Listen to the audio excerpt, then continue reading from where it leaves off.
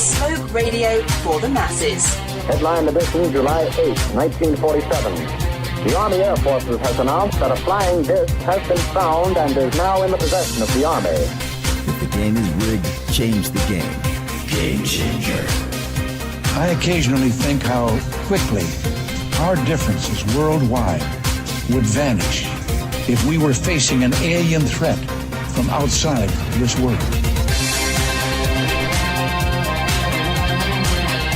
This is Fade to Black with your host, Jimmy Church, on the Game Changer Radio Network and KGRA, the Global Radio Alliance. I need your help to get to the year 1985. You are listening to Fade to Black with Jimmy Church on the Game Changer Network.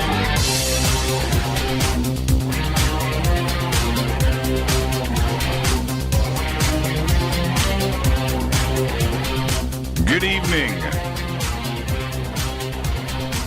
Fade to Black. Bespoke radio for the masses. Yeah, today's Monday, March 9th, 2020.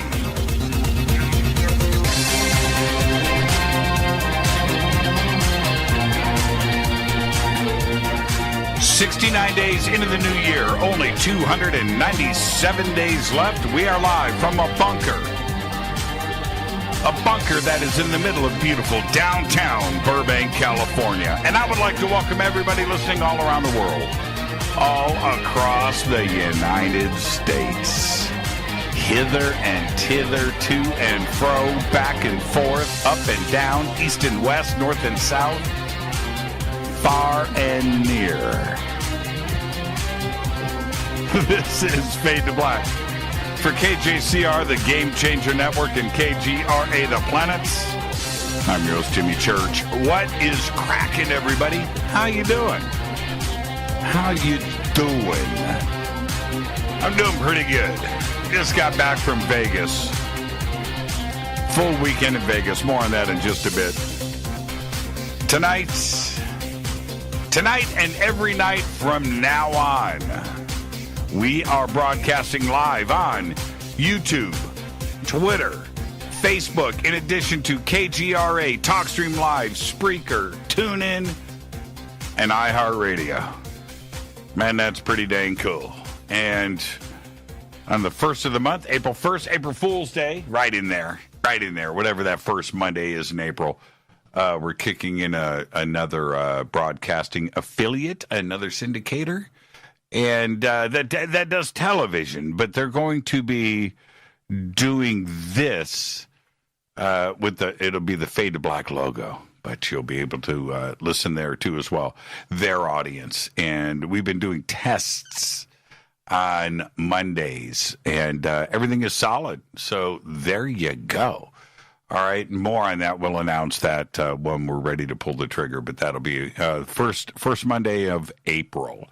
That'll be kicking off tonight on the show. Back for more. Chris Bledsoe is here. He is back to continue our conversation from last week, and it was a heck of a show. Great conversation, great guy.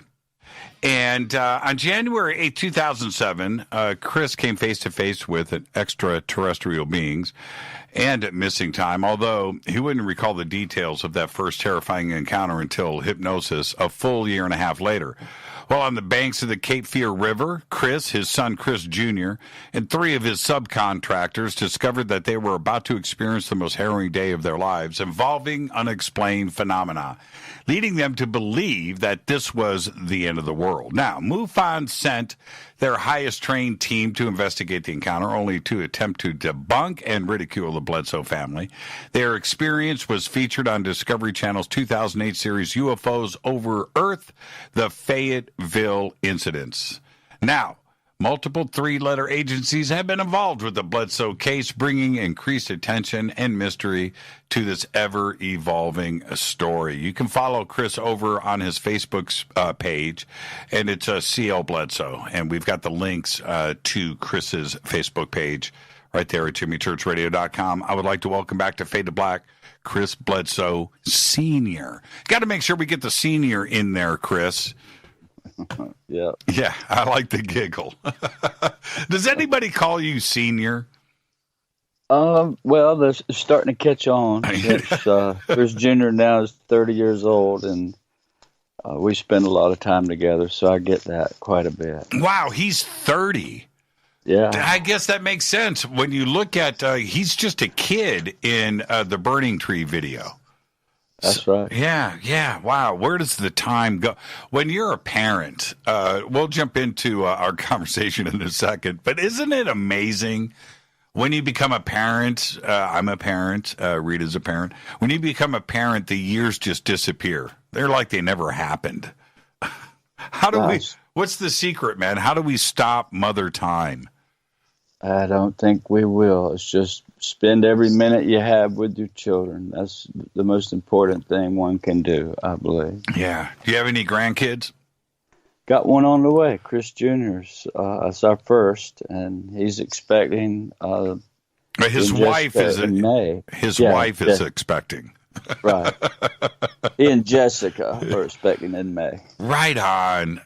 See, that's the cycle of life right there. That's right. That's the cycle of life. That's amazing. That's absolutely amazing. Well, Chris, as expected, the show last week caused a lot of conversation. And I expected all of that. And nothing but positive flow and energy came off of last week's conversation. And we knew, we knew that we would run out of time last week. And I appreciate you taking the time to come back this week and finish up. And one of the things, I want to do a little bit of a recap, which I just did right now. I want to do a little bit of a recap, not much, because there's one thing. Actually, let's kind of start here. Let's go straight into it. With everything that happened after the 2007 incident, as time went by, did you start to forget about what happened at the Cape Fear River because of all of the other things that were happening? Did it seem like Cape Fear and what happened with your son and your 3 employees that it was a distant memory? Well, not really. I mean, it caused so much trouble and everything else with it. I could never forget it. I mean, I relive it. And I tell you, Jimmy, it's I would say the first 5 or 6 years after that, I couldn't tell it without getting emotional. It was just impossible because I had to relive, finding my son in the position he was just panicked. He was in shock, and anyone would be to have a face-to-face encounter like that. And so, no, I can never forget it. I remember every detail just like I see it clearly. And we try to forget about it. I've tried many times, but it just don't go away. The events last week, we touched upon the lady, and we're going to go much, much deeper into that subject tonight. And the other things that followed over the years. I just want to ask a very direct question at this point. The events at the river seem to me, from the way that you've described it, a pure alien UFO encounter, close encounter of the 3rd, 4th, or 5th kind. That's what that seems to me. What happened later seems to almost be something different. But they must be connected. Are they connected? It's all connected. And I've said this for, 13 years. And it went on deaf ears for a long time. Nobody wanted to hear of a spiritual encounter because that's what it was. I mean, I was, at that time in my life, I was praying for the Lord to help me or take me, whoever that was or is up there. And I was walking along, looking up and saying, I need help. And I was very sincere. And here are these, I called them orbs, right? But they're 40-foot round balls of fire came out of the sky. And then it all went from there. After we got home, people started showing up in the house. My wife and children were seeing them, as many as 2 at the time. And stuff moving in the house, objects flinging off the shelves, toothbrushes missing one day and another one the next. And I mean, just all kinds of stuff and lights in the sky. So I don't know, Jimmy, I wish we could all get past this if it's real and get our minds together. All these smart scientists, they're brilliant scientists that are afraid to even study this because of ridicule. And until we get past that, I think we're going to be asking these questions forever. It's so deep, I can't begin to tell you. It never ceases to amaze me. Now, but it's all connected. And you live in, we talked about this last week. I don't want to beleaguer this, but you live in a very religious part of the country. And most of the people that live in that area of the country feel that they understand the Bible. They go to church, they read the Bible, they've got their own take on it, and they feel that they fully get it. I have done the same thing, and I am from the Midwest.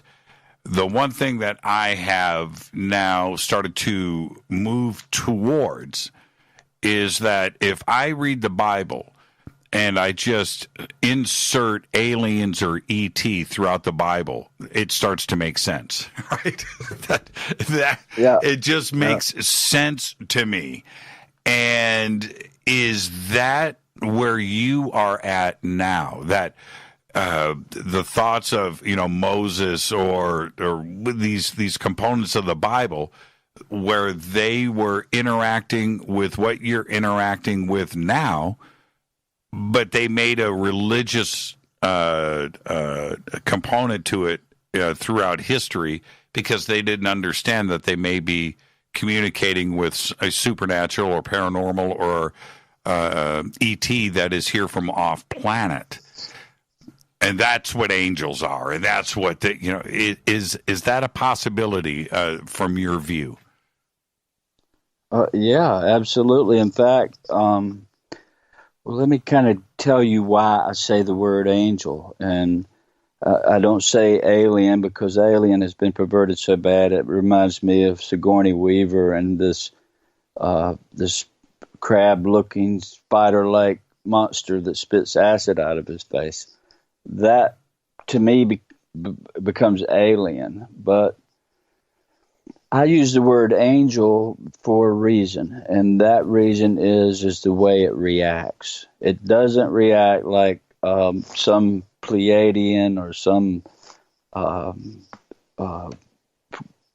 being from another planet. It's always around us, Jimmy. It's listening all the time. I can walk outside just about, and I don't want to boast, but it happens a lot, either with my family or with others. Go out and I just ask them, I need to see you, and boom, they appear. They come right then, a lot of times immediately. A lot of times I walk out and they're waiting for me to come out the door. So how do you explain this thing when you ask for help and they come? That was with the Crohn's. And now I just know by communication with them that they act more like they're always there and for a different reason. I can't explain it. But Diana Pasulka, I studied for years about this, and she has a lot of things she shared with me that totally links it with the Bible, like, Ezekiel's will or the word cloud. If you use the word cloud in the Bible, if you put it in a program like Bible Gateway, it'll come up close to 100 times. And it is usually always talking about Jesus coming with the clouds of heaven, coming back with the clouds, or returning in the clouds, or on the clouds, or with the clouds. And then we find out that King James intentionally, this was a little birdie told me this, mistranslated that word so it would look like a weather phenomenon rather than an object in the sky. So you see, it's quite a mystery. The reason I use angel is because of the way it reacts. It listens and it helps people, and I've heard it can hurt people as well. So I don't know. Yeah, and I have found, this is my own personal experience, but I have found that, and CE5 protocols and people going out and meditating and conscious connections to something appearing, and my own something in my throat. I'll give you a perfect example. Myself and a group of friends, this is 7 years ago, were out in Joshua Tree in the middle of the desert. Chris, I'm going to make this very brief. I just want you to hear what happened to us. And somebody says, right on the patio, out in the middle of the desert, 10, 11 o'clock at night, somebody says, hey, wouldn't it be cool if we saw a UFO? Chris, at that moment, this white ball of light shoots up from the middle of the desert floor straight up into the stars, and it lasted about 2 seconds. Pew. Yeah. Just shot. Listening. At that exact moment, we all saw it. We were all in shock. We're all standing there like, did that? That was on cue. Exactly. Does it have to be any more clear than that when we're talking about some type of communication that is going on, right? Yeah, well, 13 years of that happening all the time. I mean, like all the time. Pretty much anytime I want to, if I'm alone or with my kids, it's not afraid to come. And it comes with others like John Alexander and Dr. McGuire and Chase Klusky and different ones that have come here with me. A lot of people. But how do you get alien out of something that's interacting with you, listening to you, guiding you? And I have other reasons for saying that. I don't really know. I can't honestly say what we're dealing with, but I can honestly say how it interacts with me. And that's what lends me the belief that it's not the typical nuts and bolts alien. It's more like something that's here watching us, maybe created us, is benevolent, cares about us. That's just general thought.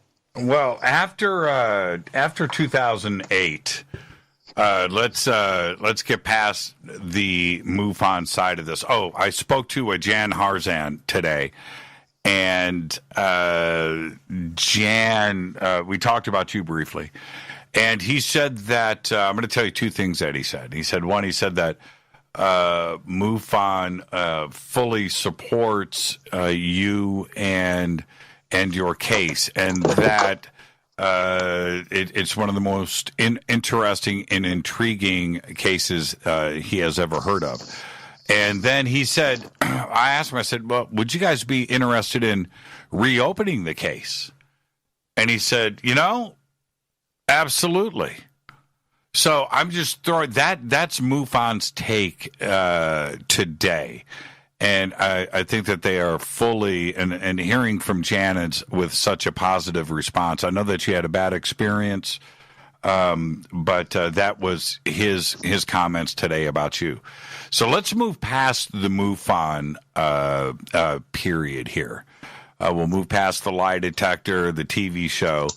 But as you started to get settled back in, trying to get your life back together, which is a very difficult period for you. And I think that you have mentioned that you started to go into a little bit of seclusion, that you weren't communicating and you were hanging out at the house constantly. When you went through this period, who came and visited you first, interested in the case, to come and speak to you about it? Who came to the house? It would have been probably the first guy that came. Now this is after MUFON, June of 2008. They were there pretty much the first 6 months of 2008. The first year, nobody, because I didn't report it until October. And as soon as MUFON left around June or July, Ryan, my youngest boy, calls me and says, "Dad, there's someone from NASA here. He'd like to meet you." And I said, "Well, it's going to be an hour before I can get home. So if he wants to meet me bad enough, he'll stick around." Well, that's what I told him. And sure enough, when I got home, here's this 6'6" tall scientist from Florida had drove up blindly, just knocking on my door, and that turned into a wonderful relationship with my wife and children, and Hal Povenmire's wife, Katie, which she's probably listening tonight, and he passed away this past October. How do you say this past Thanksgiving. How do you say his last name? How do you spell it? It's Poven, Povenmire, Hal Povenmire, and he was right at 60 years at NASA, and he had all his clearances when he passed away. And he was an astronomer for 50 plus years. He won all kinds of astronomy awards. They have asteroids named after him, and he discovered the Upsilon Pegasus meteor shower, and he mapped the moon. This guy actually mapped the moon. He was working at NASA before NASA was called NASA. He was with Werner von Braun in the 56, 57, 58 through that time range. And he worked on the space shuttle. But we learned a lot, and he kind of nurtured this family, and he asked me many times, and I probably shouldn't say, but he told us, I would say around 2013 or 14, he said, NASA's going to be, or the government's going to be letting loose a little bit of secrets in the next few years, and we were just wondering if your family would like to be a face to this disclosure thing for us. And of course we were honored, and he never changed that position the whole time up until he died. But we studied a lot, and there were a lot of other people that came, but Hal was the first one. Yeah, very interesting background. For somebody like that, an astronomer, he's a NASA engineer, but now he's at your house, and he's at your house for UFOs. He's not at your house to, drop off candy or a pizza. He's there because of the UFO side of things. Had he had sightings or contact or some other information, you became very close with Hal. What was it that he disclosed to you about his interest of contacting you? Well, first thing, in fact, I had the honor of meeting Paul Hynek a couple of weeks ago in San Francisco, and I told Paul that Dr. Povenmire actually graduated from Ohio State with J. Allen Hynek. He was his astronomy professor. And so he worked for Blue Book the whole time pretty much, and he was the debunker. That was his thing. I mean, everything was always, nothing was real. That was the approach he took. He could find a hole in anything from, that's what he did. But when he came to visit us, and he started hearing from these little children and the whole family, I think he realized it was all real, and right on, really early on. And even when my mother and dad were doubting me, Hal went next door and told them, you need to support your son because what he's telling you is 100% real. Yeah, he wrote a book called UFOs and Alien Abduction Phenomena, a scientific analysis. Yes. And so his interest was genuine and real. Who next, after Hal, who next visited you at the home? Oh, Lord, that would be... there's some I can't say. These scientists from some scientists from the aerospace industry came. Diana Pasolkas Tyler, her friend, she mentions came, and in fact, I knew him several years before she would even meet him. She was just always so not wanting to meet anybody like that. But long story short, he was one. But I really can't use names there. But it was scientists. And that's one of the reasons I went dark, is that it was more interesting to me to study with all these people and learn some secrets and just learn together with all these professionals than to be out in the UFO world trying to write books and be popular. And that was something they encouraged me not to do, but to... Now, each one of these, we're going to head towards a break real quick, but when Hal shows up, Diana is now in your life, Tyler, some scientists that we can't name now. Maybe I'll squeeze names out of you during the show tonight. I'm really good at that, Chris. And Jim Semivan, right? Yeah. Right? Jim's been a friend a long time. And John Alexander. Did all of these people that showed up at your house, did all of them have their own supernatural or paranormal experience? Well, Jim actually did. He sure did. John Alexander? John really didn't have anything that he ever talked about. For 50 years, that man has gone around the world. He's like the leading paranormal investigator with the military, I can assure you. He's traveled about like 80 or 90 countries he's been to. And he spoke of one time he saw lights just fly over up high that he ruled out being a satellite. But with me, what he saw was a lot closer, and it appeared. It appeared within seconds after I told him it would. And Hal Pavemeyer, did he have any experiences with you? He had an orb fly over with me in the backyard, very low, and kind of he was just gotten over his gallbladder surgery, and it was real cold, and he and I were out in the backyard with blankets around us, side by side, just having a good time, and something appeared down fairly low and flew across the sky. And tomorrow night, artificial intelligence scientist Bob McGuire is going to be here to talk about AI, but he's also visited your home. Did he have any experiences? Yeah, and you should ask him about that. In fact, it was my son Ryan recorded one of the sightings we had, but it was an amazing experience that I walked out with him and looked up at the sky and asked a direct question: if it be your will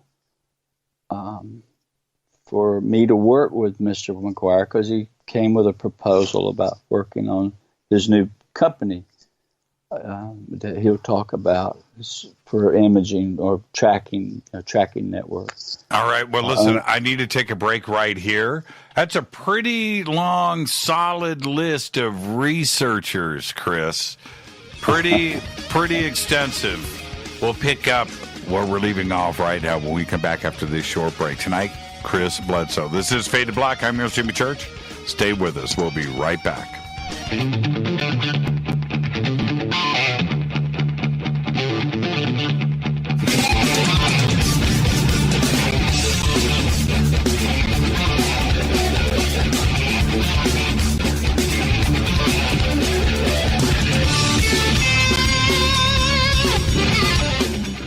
Welcome back. Fade to Black. I'm your host, Jimmy Church. Our guest tonight, Chris Bledsoe. And I want to remind everybody, we have a huge week here on Fade to Black. Tomorrow night, Bob McGuire is here. Wednesday night, Dr. Diana Pasolka is going to join us. Thursday night is going to be another Fader night with open lines all night long. Now, Chris, I want to kind of move into this next phase of your life.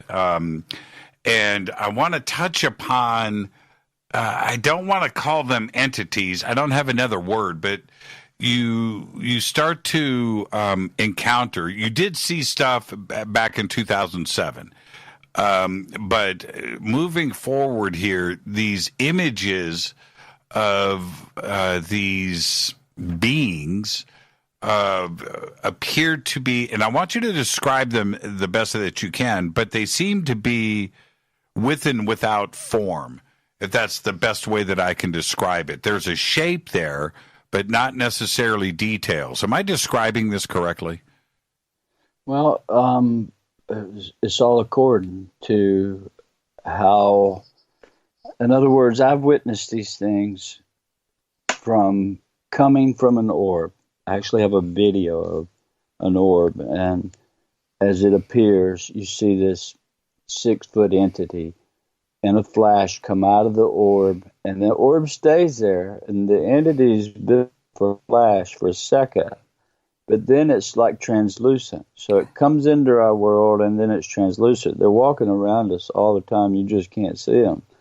But they can actually turn, I would say something like a rheostat is how we could imagine it. They can turn that thing up, and they can become more visible into our world. So it's according where you see them.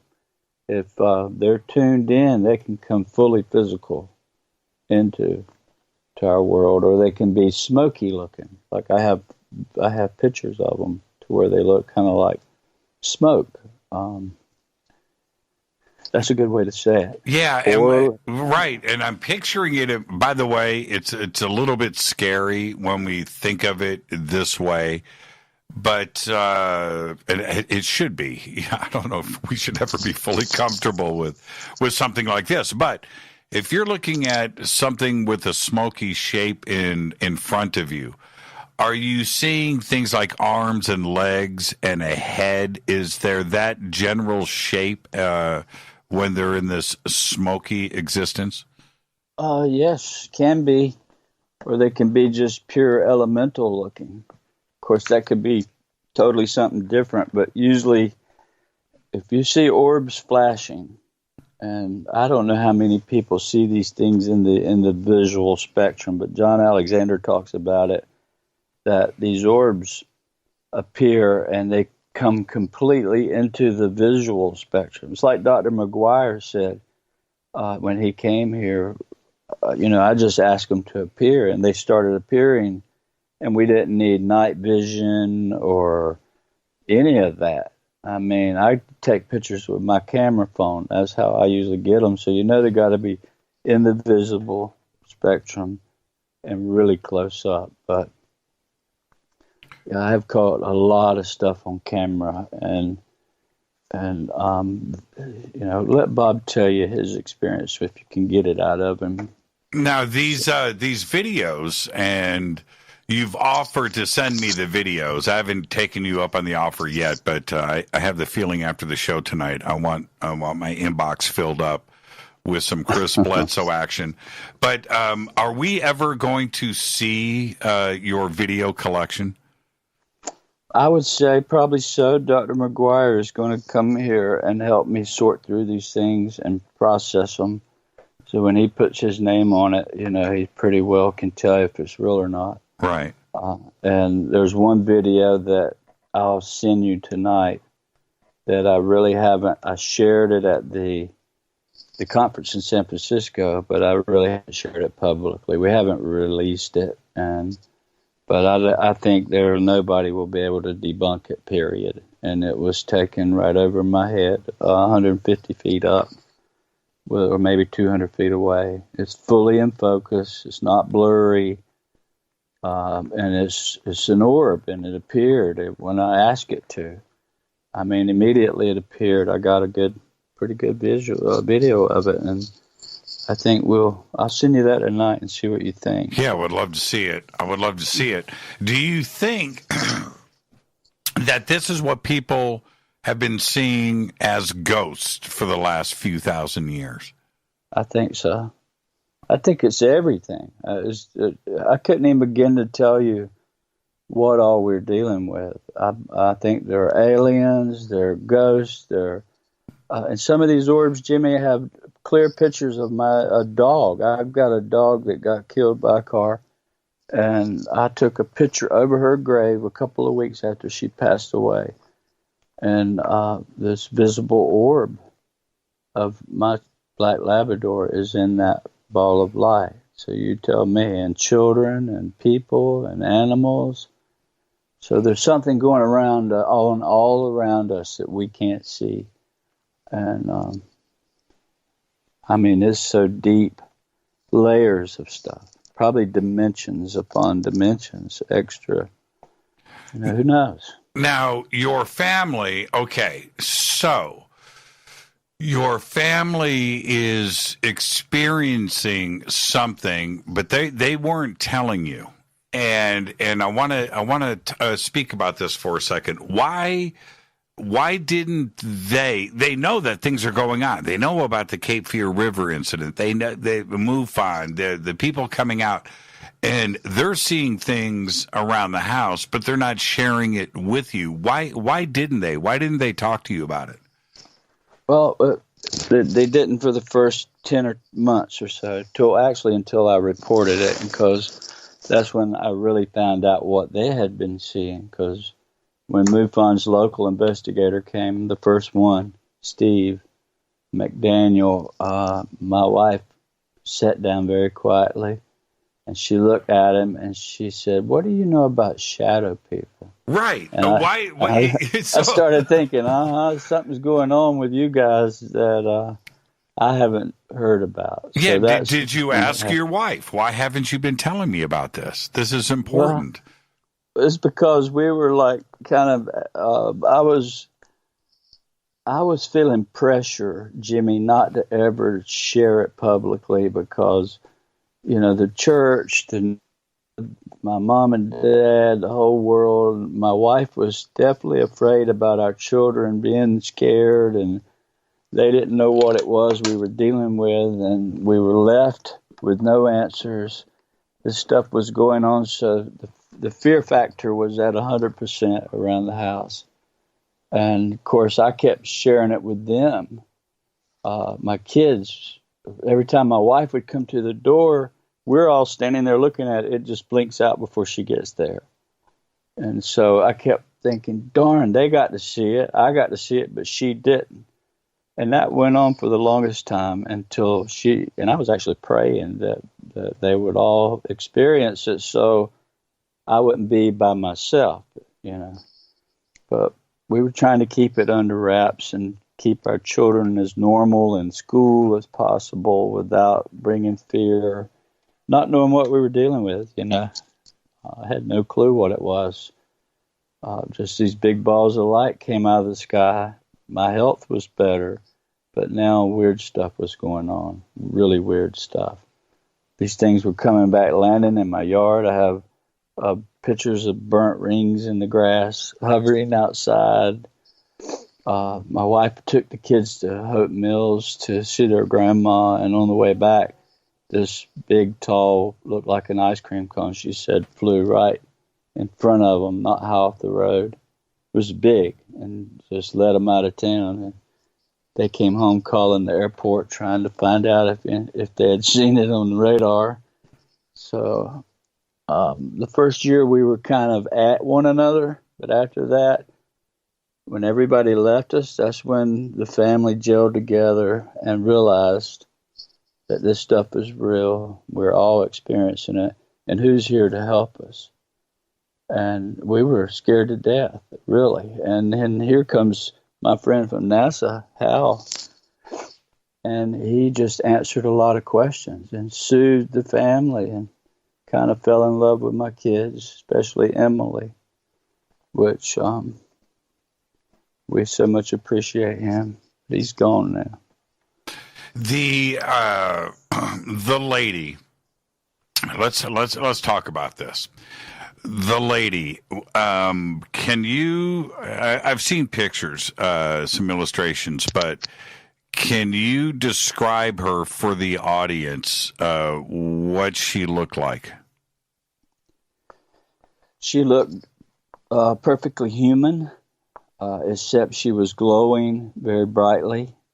She was hovering off the ground about 3 feet. Her feet were 3 feet, or my chin.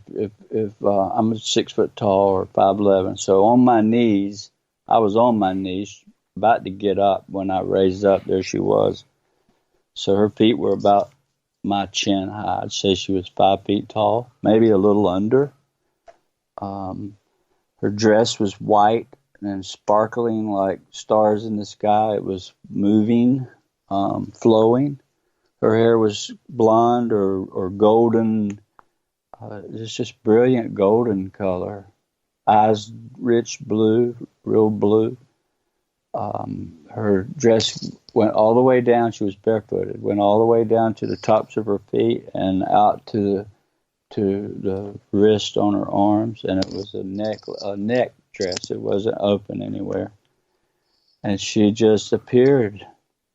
Out of nowhere, come from out of a hole came this huge bull, and I didn't know the significance. Let me tell you, all this, I don't know how anybody could imagine this in their wildest dreams, but that's what got the attention of people in the know. Dr. Pasulka, of course, she brings the Vatican behind her. She's got a lot of contacts, and my friends from these 3-letter agencies all got very deeply in tune with what this lady was about and what she had to say. I just promise you, it got a lot of attention and still does to this day. What she said, how she looked, that she's the same lady as a Fatima, Guadalupe. Well, yeah, and let's actually stop right there. The similarities between Fatima and your experience are astonishing. It's very, very close to the same story, including the disclosure of things in the future. And I want to focus on that for a second. The things that she said, you said last week, she said, this is your gig. Right? This is your job. And this is your mission. And you are going to do this. And I am going to help you. Right? Right? Exactly. Okay. Exactly.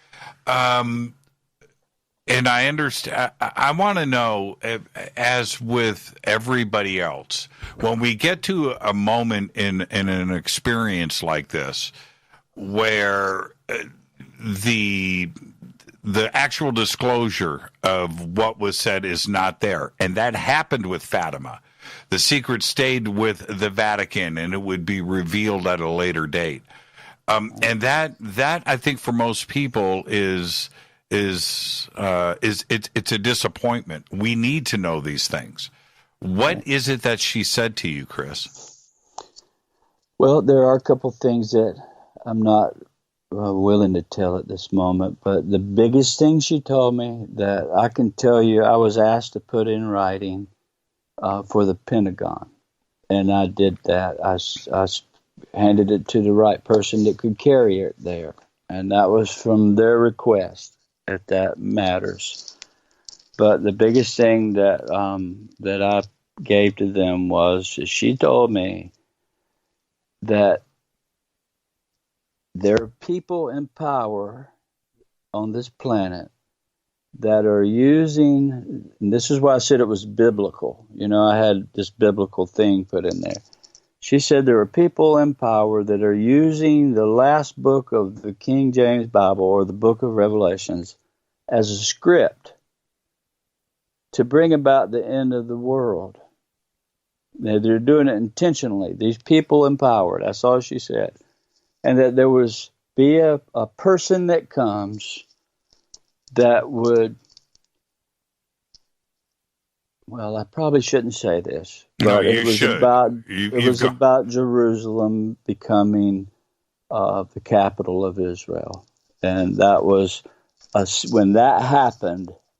That was a marker for me to know that all of this is happening as we speak. But what is it that the people in power expand on that? What is it that people are doing? They're using the last book of the Bible as a script to make things happen just as the Bible says, to bring about the prophecy. They want to fulfill the prophecy. Without it happening on its own, there are people trying to make it happen. And that was basically the words she gave to me. And you wrote that out and delivered that to the Pentagon? Well, I delivered it to somebody that took it there. Right. Yes. What else did she say? Well, I'm not at liberty to say that right now because it just wouldn't do any good. Why not, Chris? It's just not the right time, I don't think. And I would just rather not. Would you share it with me privately? Yeah, I probably would. Okay. All right. I don't like to get into doom and gloom stuff, right? Right. And her message was not the end of the world, but a new beginning. That that, and I'll give you a little bit of this, that the age of Aquarius was going to mark a time of peace to come on earth, that there would be troubles before then, and that the divine feminine would prevail, that the maternal the maternal power would take a hold and peace would come, that the women would rise up and that energy would take and bring about peace in time. So it's all a good thing. It's not nothing bad. It was all that we're going to rise up in peace. It's just a few things I was shown in between that I didn't like a whole lot. But none of that has to happen. And do you think, I can't wait to hear this privately, but do you think that when you are dealing with the future and the foretelling of the future, then I don't think anybody knows the future. I think time travelers would know the future, right? Somebody that has been there and has come back and is speaking about events from the future. Is that a possibility here? Because that would make a lot more sense. I would think it is a possibility. I know that they're worried about they're worried about humanity and this planet and keeping it, not abusing it, not destroying it, and that's been my whole thing. With all of this, it comes down to the nature and to this planet. That we've got to learn to get along. We have to learn to live on this planet without destroying each other and the planet. Is there, when you were with her, was there an actual physical two-way communication? Not by mouth. I mean, I didn't really ask a whole lot of questions. I just listened. I did, it was just too great. I was so stunned I didn't even know how to act at what I was seeing. But I knew what she was saying. I knew exactly because I didn't want to tell the story ever again. I was so upset from what had happened with my family and the kids, and the television thing made me look bad, and everybody just doubled down on laughter and the whole thing. So I was not ever going to talk about it again until she came. When she came, that changed everything. I went from never talking to, yes, I want to talk every day that I can. And 2 weeks later, I was with Dr. Pasulka, and I would have never met her hadn't this lady come and encouraged me to make that meeting. So it was an arranged thing, which in time it'll all come out, I think. because Dr. Pasulka and I are working on a project together and have been for many years. And if it goes, it'll be a really big deal. The communication with you, did she, the lady, say that she was also communicating with other people here on Earth, right? Is this same message, or are you the only one? You know, and I don't want to put you in the, you know, some kind of Messiah situation where you're the chosen one. Well, I don't see that. Right. Myself. So is this same message being deployed with others around the world? I would say so, yeah. I would think that a lot of people have had experiences with her because, you know, I'm fortunate to have met Dr. George Zervos, which Diana introduced me to, and he's the world's authority on the lady. And I have studied out, you might say I have a honorary PhD in religion and science in that study. But, you know, here I'm a Baptist guy, Protestant from North Carolina, never studied about the mother or the lady or anything in Catholicism other than, you know, Jesus. And now here's the Southern Baptist guy meets this Lady of Fatima, or the Catholics would call her the Virgin Mary.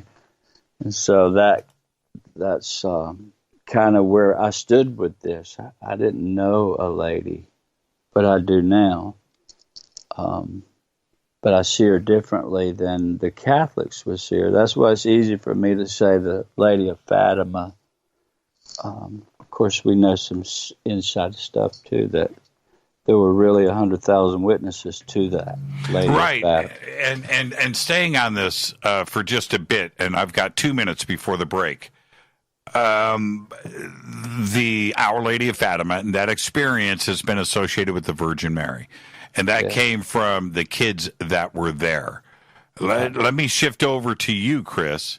Do you think you were visited by the Virgin Mary? And apparently the Virgin Mary is a blonde, if that is the case, right? Well, I don't think it was the Virgin Mary. I think it was something that, you know, I don't know the Virgin Mary. It could have been, but, you know, I think she's been around forever, not just for the last 2,000 years, but for the last nearly million years. Sure. There's data for that. Yeah, fascinating. And now, the obvious question before the break. The 3 children in Fatima in 1917, do you think that they witnessed and met who you witnessed? I would say it was probably the same person, yes. Very interesting. Let's take our break right here. This is Fade to Black. I am your host, Jimmy Church. Our guest tonight, Chris Bledsoe. We have got a lot more to discuss. You just stay right there. It's going to be a great conversation tonight. This is Fade to Black on the Game Changer Network and KGRA, The Planet. Stay with us.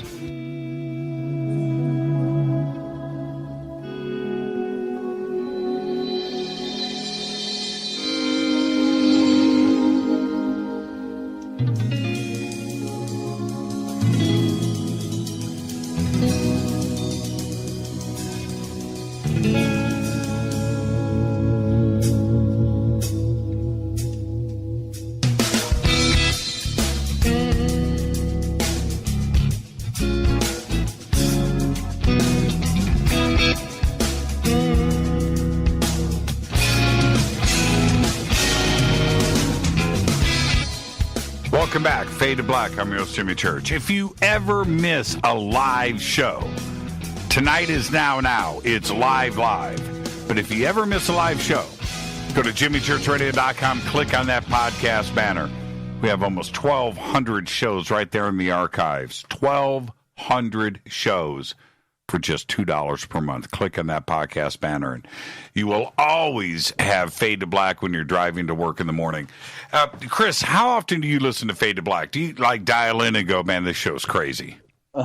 Actually, this is the first time I've listened, really. I have to say, honestly, Jimmy, I've made it a point and this I took as advice from some scientists early on.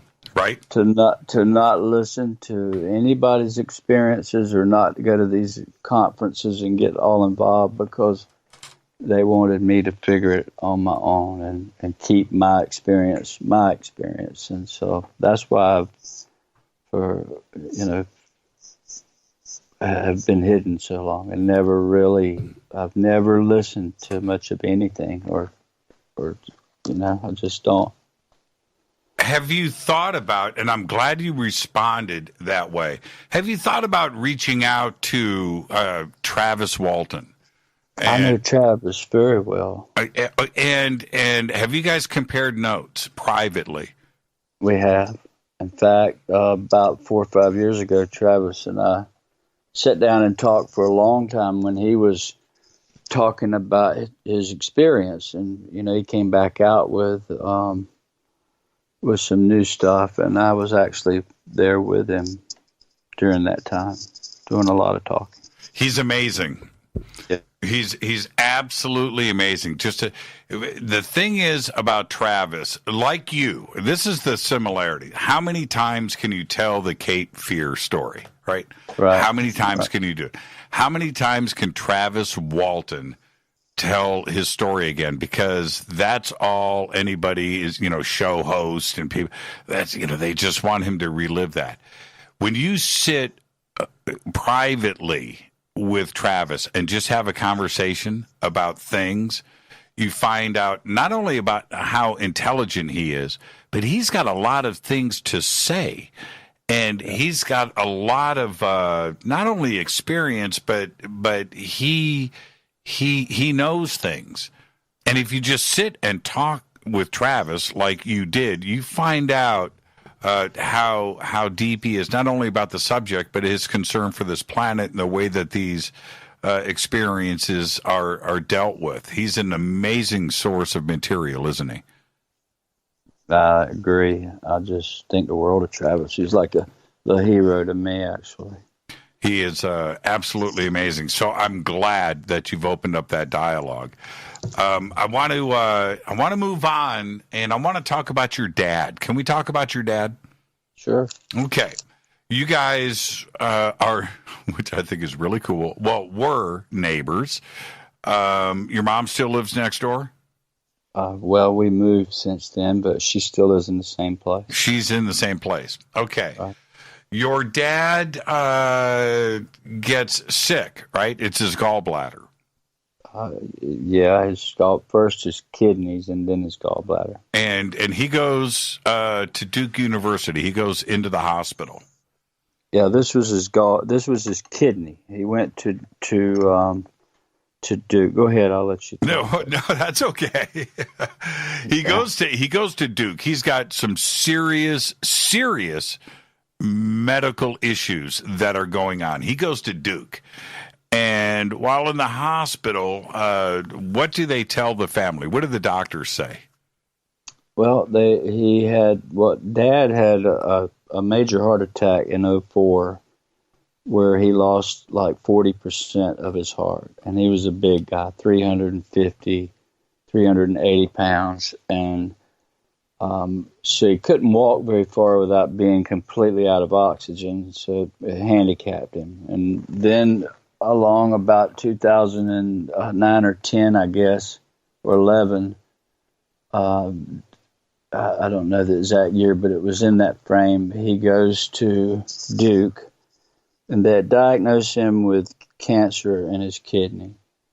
And they told us that they could not operate because if they put him on, tried to put him under, his blood pressure would drop too low because of half his heart wasn't working, and he would never come out of anesthesia. So they just told us he was going to die, and it would get worse before it got better. It would be very painful, agony. I mean, they told us all that, right? And so the whole family is suffering this.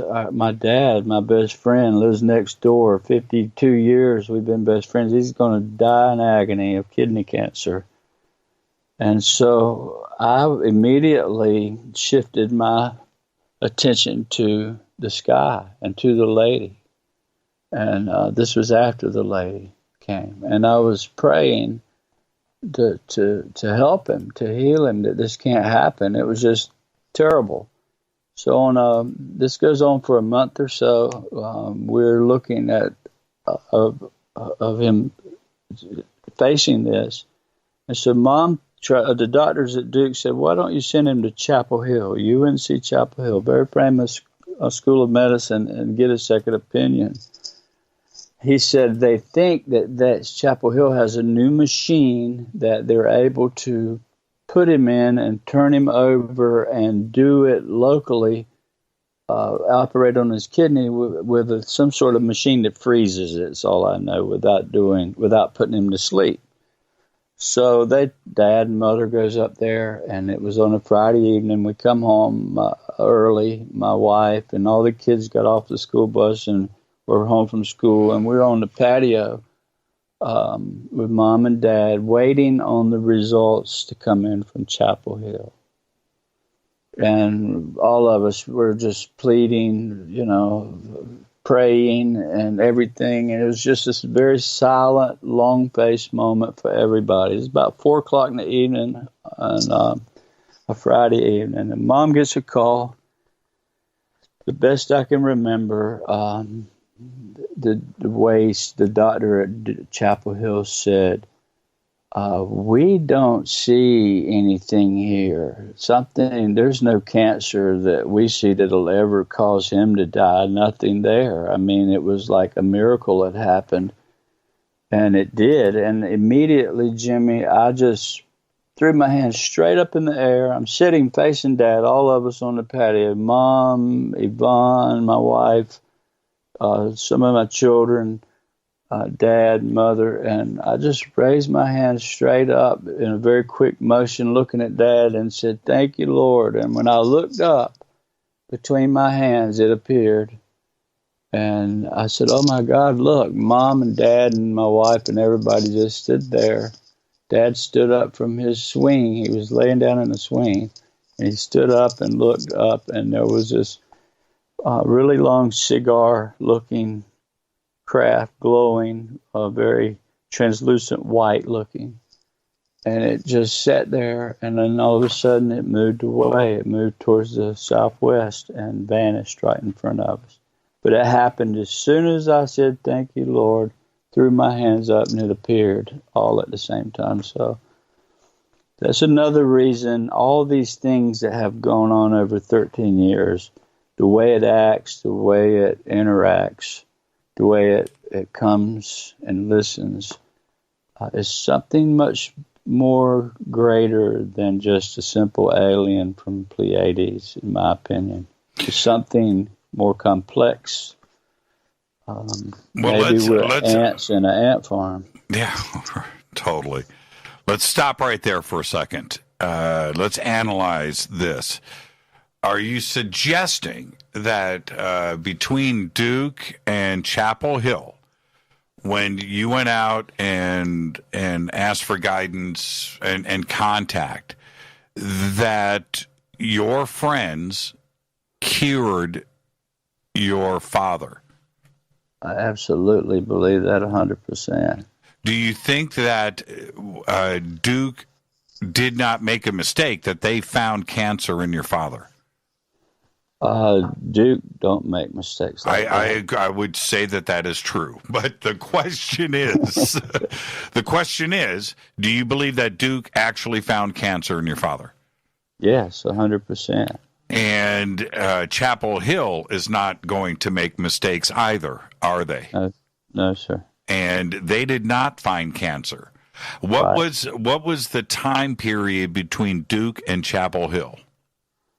30, 45 days, maybe. From Duke went on for a month of testing, and when we got the results back, there was a month there of us just tormented. All of my children, my sisters and her children, all young, grandchildren were just was very sad. I mean, we were devastated, and Dad was living, thinking, it was the end of the world for him.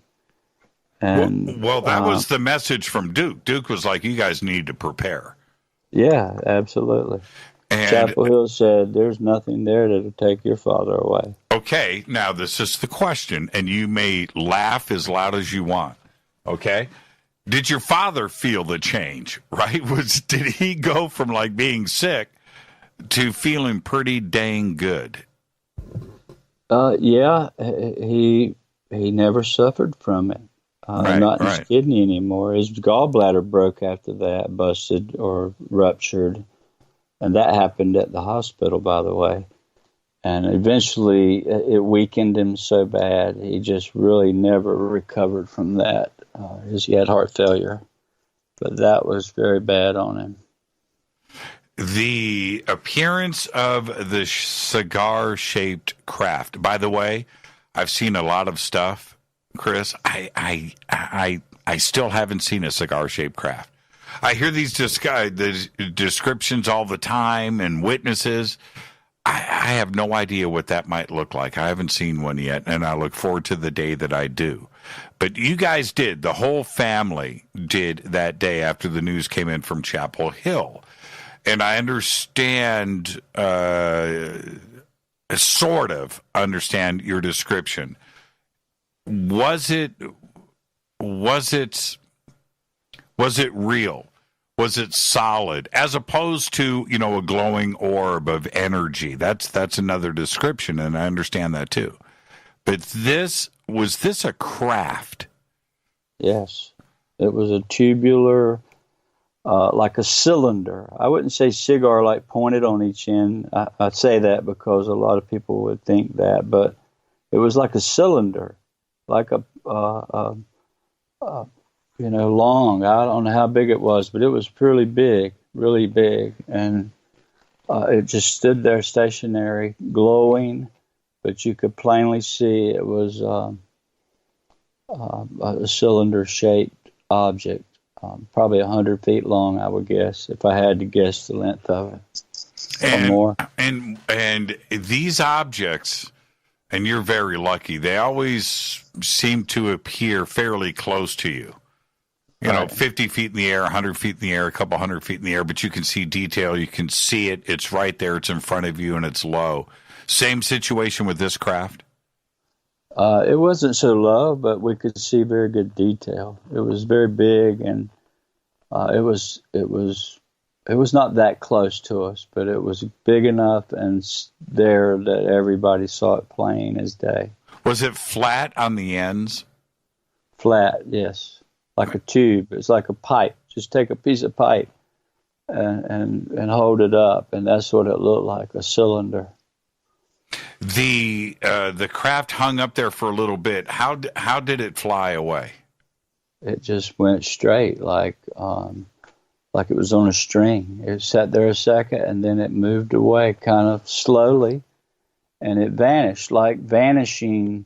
You've seen TV shows where things vanish in front of you, like, you get a little wobbly look and all of a sudden it's gone. Well, that's really how it looks, how it did. It just kind of vanished. But Dr. McGuire, by the way, had an experience here, and Ryan videoed it. And you can hear Bob talking in it, but it did the same thing. This object appeared to the west, right next to Venus, and was as bright as Venus or brighter. And it was just above the trees. It looked from our angle, and it flew kind of up to us, and then turned towards the north. And as it was departing, it just slowly vanished. Like the video. I'll send you a video later, and you'll see how they do. The cigar-shaped pipe craft, and I like that description. Was that the only time that you have seen this particular craft? No, I've seen it before. In fact, my niece, I was in Ohio on a scientific journey, you might say, with a friend. And I can't say who, but my mother calls and my niece calls me when I was with this guy from the aerospace industry, right? So he looks at me because I put it on audio where, speakerphone, and his eyes he looked at me like, oh my God. But Mom calls, and Stephanie, and said that there was a cylinder hovering over my house. It looked to be 300 or 400 feet long and had windows all the way down and was just above the house. And so I've seen it 3 times, and my mother and my niece saw it when I was gone, right on top of the house.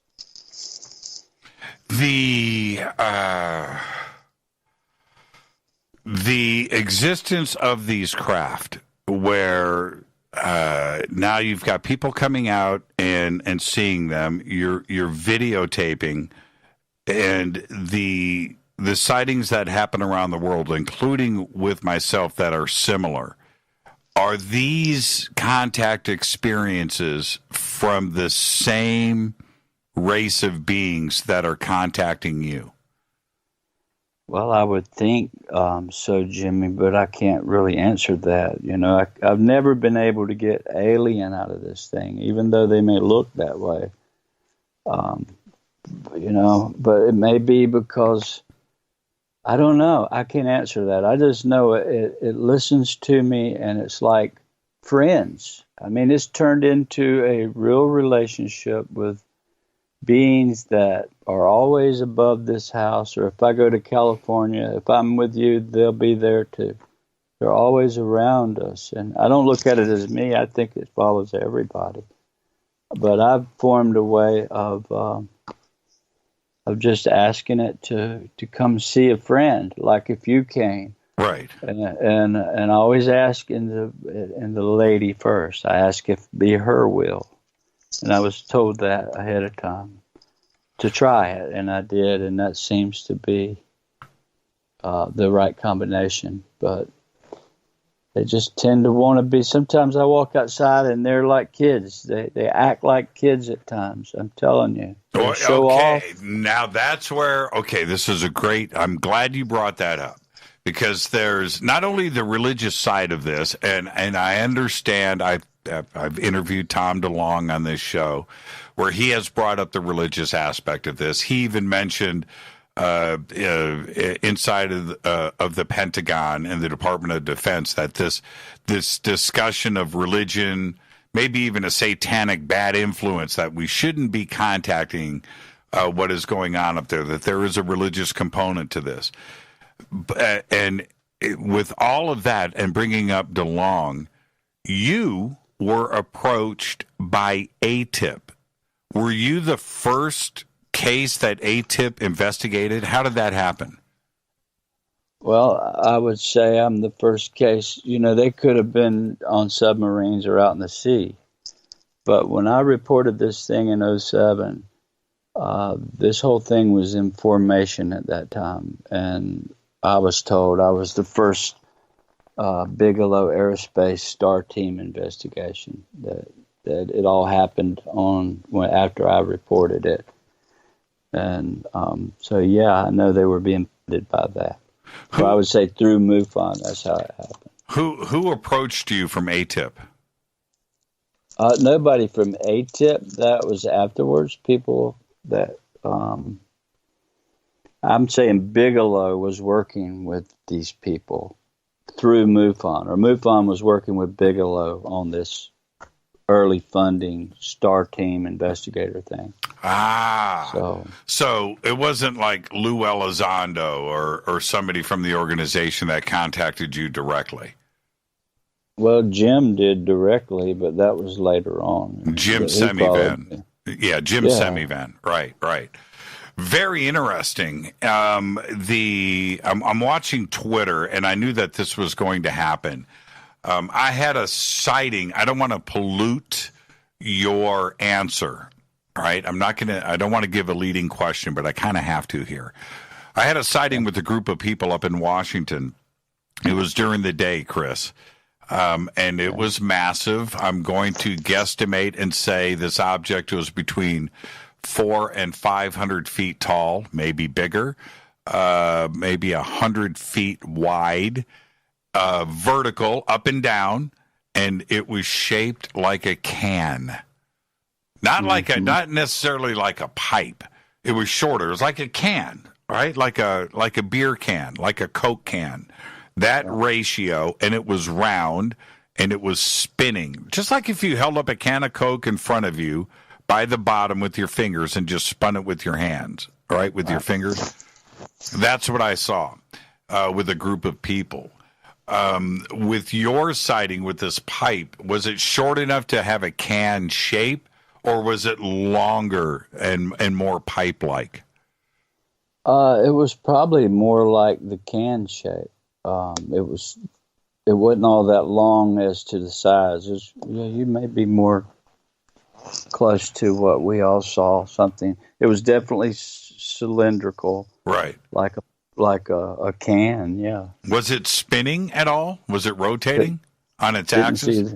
Didn't see any spinning motion. Was there anything that stood out, or was it just one color?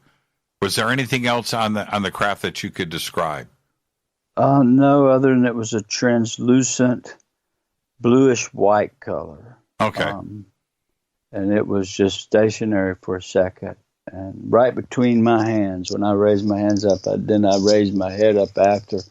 And man, it was right between my hands. And that's when everybody saw it. But we've seen a lot of stuff. A lot of people have come here, and a lot of people have seen things.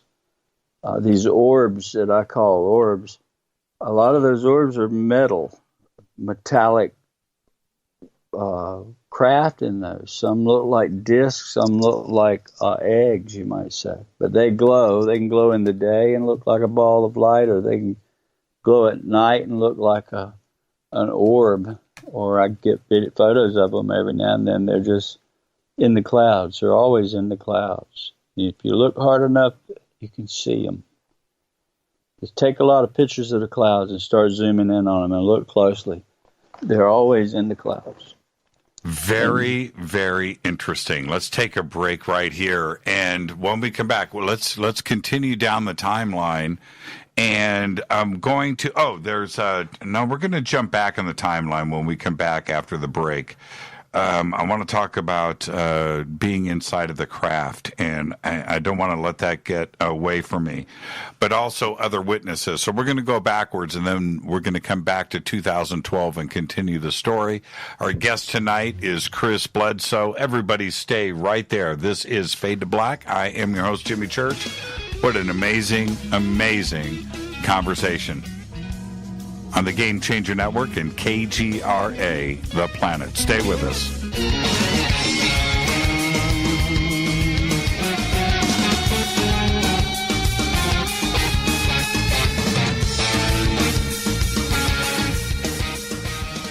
Welcome back, Fade to Black. I'm your host, Jimmy Church. Tonight's guest, Chris Bledsoe. Tomorrow night, Bob McGuire is here. Wednesday night, Dr. Diana Pasulka. What a great week. Thursday night, of course, is Fader Night with open lines all night long. I'm your host, Jimmy Church. Our guest tonight, Chris Bledsoe. And Chris, I want to back up for a second to Cape Fear and your son, Chris Jr., and once you did the regression, you found out a couple of things. Now, Chris went out, and I want to understand for clarification here. Chris went out to go and find you. There was about 5 hours of missing time. You thought it was 5 p.m. You go back, it's 10 p.m. when you get back to the banks of the river. And you apparently were taken aboard a craft, and you were inside of a room. Did the same thing happen to your son?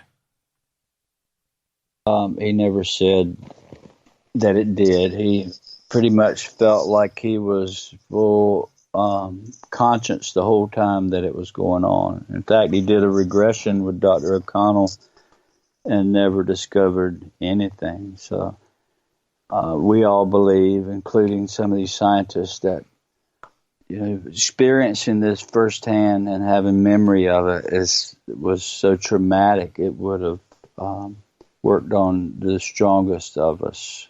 Just trust me. it gets a person so sideways. You know, you think you can experience this and not be afraid of it. Well, I beg to differ. It doesn't matter how big a man you are or think you are. When you stand before something that's not from this world, it can make you into a small little person real quick.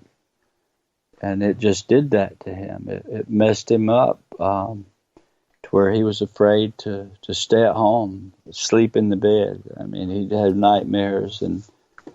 But now he's grown and got a child on the way, and bought a new house, and he's got a new business going, and he's just been very blessed from it all. And when the reason why I bring this up, because you were trying to think about and remember the events at Cape Fear. And every time that you did that, you would get a serious migraine to the point of being unconscious and passing out, right? Right. Was this happening because whoever had interfaced with you during this 5 hours didn't want you to remember it? They had blocked this memory? That's exactly what they did. I couldn't remember anything. I'm telling you, I remembered perfectly walking up or crawling up that hill and seeing these objects in the broad daylight, all three of them. I remembered plainly everything the whole time I was contemplating leaving, running, being afraid, the whole thing. But what I couldn't remember is what happened in those 4.5 hours that I was gone. I remember turning to run and then walking up to the fire, or trotting. Actually, I was trotting up the last 50 feet because I'd gotten to the cleared area and they had a small fire going. But I couldn't remember, Jimmy, nothing. And every time I tried to, when MUFON came even a year later and they started questioning me, my wife would tell you, I would just fall unconscious. If I tried to think about it, I would pass out. I had the worst headaches, and it was terrible until Dr. O'Connell came. And he did something to start with, a little regression before the main one. And he said, now your headache will go away and you'll be able to think. Sure enough, it did. I never had the headache anymore. Still couldn't remember, but till we did the regression. Then he told me, he said, this guy trained with Dr. John Mack at Harvard. And he said, if he said, I could have, in your regression, made it to where you would remember too much too quick, and it would cause you a lot of problems. You overloads. What we want you to do is remember everything over time, slowly and methodically. And so after that day, some weird dreams started happening, and my wife started recording me with her iPod, or screaming out loud and shouting and crying and everything in my sleep. And all the kids would see it, and they thought it was, something worth watching. They would sneak in and see me talking in my sleep. And this went on for a long time. Would Chris Jr. Come on Fade to Black? I would ask him. I don't know how eager he would be right now, but one day he will, I'm sure. Yeah, at some point he doesn't have a choice. So, right. Because somebody just tweeted this out. This is from Corey, and Corey says, wasn't Chris Jr. in the shrubs with two beings with red eyes on the trail? Yeah. And I know I've heard references to this in the past. And that tell us about that, if you could, and describe what Chris has stated about this. So when I left out of there, I made reference to me going down a particular part of the trail. That was the first leg out of there. Imagine looking at a lollipop just a sticking off. And the end of it, the lollipop, the candy part, is the cul-de-sac, and the stick goes straight out, right, for an eighth of a mile. And then at the end of the stick, it turns to the west an eighth. So he was at the end of the cul-de-sac, and he was looking all the way down the way out, down that covered trail. So once you got to the cul-de-sac, it opened up. But that part of the trail, the trees grew over, real close to the road and over, like a tunnel almost, like you would see in Louisiana on a plantation, the driveway going in. So that part of the trail, from where he was standing to the very end, was probably 300 yards, you might say. And when he left the fire, he went towards the woods the first time to look for me. And he was checking with the guys. They would go out and come back. When he first saw what he saw, these orbs, he called them orbs to start with, came out of the woods probably 200 yards away, down that long path. And he saw them cross over the road towards the riverside, and they were heading their way up to the guys at the campfire. So he sneaks back over to the campfire, which is to his right and down on the river. And he tells them what he sees. He saw these red orbs, and they were coming in towards these guys at the campfire. And it got one of them kind of nervous, and they were saying, "Don't be playing with us now, Junior." He said, "No, I'm looking my father." So he goes back, and I think the truck's gone by this time, and it's just Gene there. So he goes back to that end, and the shrubs, where the edge of that circle, that acre of grass, the edge is very thick with the shrubs. I mean, you get on past that end, the woods open up, and it's big hardwoods and all, but the first 10 feet around this clearing is just real thick stuff. So he sees these lights way down the path, come back out of the riverside, back out in the path, and here they come towards him.